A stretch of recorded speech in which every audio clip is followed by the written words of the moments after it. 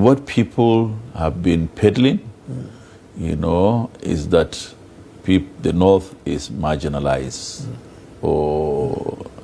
But how? Do you feel that it's not true? But how? How? When the ministers were appointed, each state gave its own nominee. There is no state that is represented twice by another this thing. Then the president has the right, the prerogative to add if he wants to. Now that is why we will say, okay, instead of him adding extras from the North, but the North got is right, what the Constitution says, that every state must have a minister in the Federal Executive Council. Now, coming back to allocation, is there any state that has been denied its allocation from the North and say, okay, you are not going to collect your money this month or this year? Or is there any, distribution, the intervention that the president does now, that does not go to any governor who let anyone come out and say People no? are talking about policies. Okay. So, for example, right. roads, networks. Okay, even the roads. Moving federal agencies from Abuja to Lagos and things. How many have been moved? How many? The first person that started the movement of a federal agency was President Obasanjo, when he moved MPA, and that time, the person that was saddled with the responsibility, because I was part of that government as well, to harmonize the movement of these agencies, to see if they rightly belong to Abuja or to wherever they ought to be, was Adamu Chiroma. You cannot have any northern Adamu Chiroma. They were our founding fathers. And he did the assignment very well. It's just that we don't have time. I would have given another anecdote, because later on, I was sitting in that cabinet when President Obasanjo brought a memo and said that because of our air activity, that Lagos should be designated the hub of airline in Nigeria, which on the surface, naturally, it is. Makes sense. But then Mala Adamu raised his hand, I recall. He said, well, Mr. President, you assigned me this responsibility before. But now I want to differ with you on the designating of Lagos as a hub. Because let me go back into memory lane. During the First Republic, Tafawa Balewa sent the Minister of Aviation there, K.O. Mbadwe. Those older now know him, yes. Man of timber and caliber. Yes. He was the Minister of Aviation. Came to Sir Ahmadu Bello, the Premier, and requested that the hub, airline hub, should be moved from Lagos to Lagos. At that time, since before independence, the airline hubs for Nigeria was Kano. Was in Kano. Okay? So the Prime Minister said, no, it's not possible. I'm not going to allow, I'm not going to concede. Go tell your Prime Minister I'm not going to agree. Then K.O. Mbadwe, we were told, Mala Adamu Chiroma recalled the story and said, but K.O. Mbadwe in his eloquence convinced the Sultana with one argument.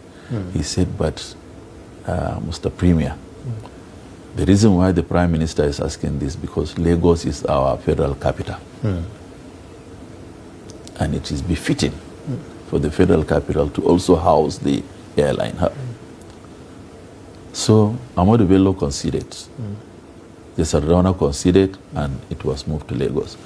Mala Adamu concluded his argument and said, now, Mr. President, the headquarters of Nigeria, federal capital of Nigeria, is Abuja. So if you're going to have any, airline hub, it has to be Abuja, not Lagos. But then parts of the... Right. So now, for instance... The Aviation Ministry have also moved to Lagos. I don't think, just like the Central Bank, right? Some operational departments in the Central Banks were moved to Lagos, But honestly speaking, I don't want to sound callous or careless or apologetic or defending, a position, But of what consequences or what difference does it make? Just like Bala Adamu, when he moved MPA, he said the MPA, 99% of the operatives is in Lagos, is at the port.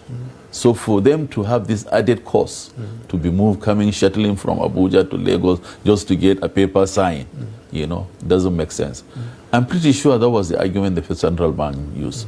But because, see, we have had this regional thing very, very entrenched into our psyche. Just like when the president or the head of state is from the north, the same way the south people cry foul. Absolutely. They say, no, you are recruiting more in the armed forces, you are doing this, you are doing that.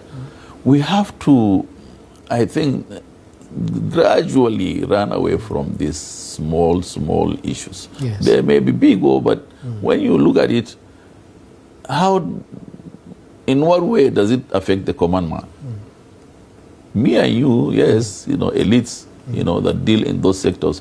But really, the basic needs of the common man are so glaring and so clear. He needs security, he needs food, he needs shelter, he wants to pay his school children's fees. He wants affordable something, he wants good quality, this and that. That's it.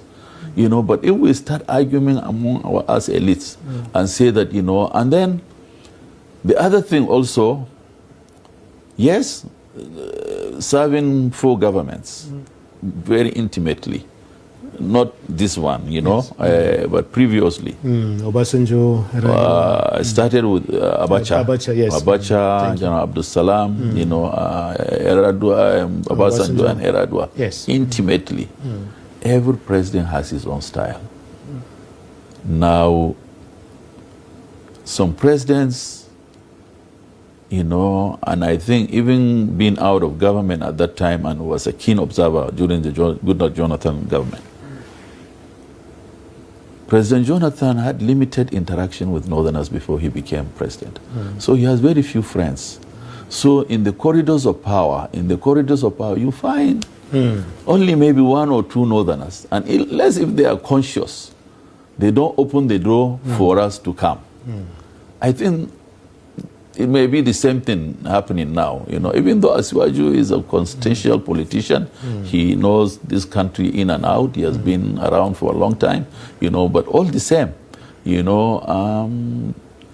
to say that we are completely cut out, yes, not like when in some governments, but, we have to understand every president has his own style. If you take, for instance, this one of the most criticized projects of this government is the coastal highway, right? Yeah, by Lagos, Calabar. So is it only the southerners that will fly on that road? It's all Nigerians. The economic activity, is Dangote a southerner? No. He's not a southerner, but yet he is providing economic activity that traverses not even Nigerians, outsiders, people from Asia, Europeans. Is Bua Abdul Samad Rabiu, is he a southerner? So, and even when you take Mike Adenuga, a southerner, okay, is it only the southerners that are using Glo Mobile? It's all of us. All we want, by that time that road, as far as I'm concerned, maybe it's my training. At one time, before even coming back home, I always considered myself Pan-Africanist.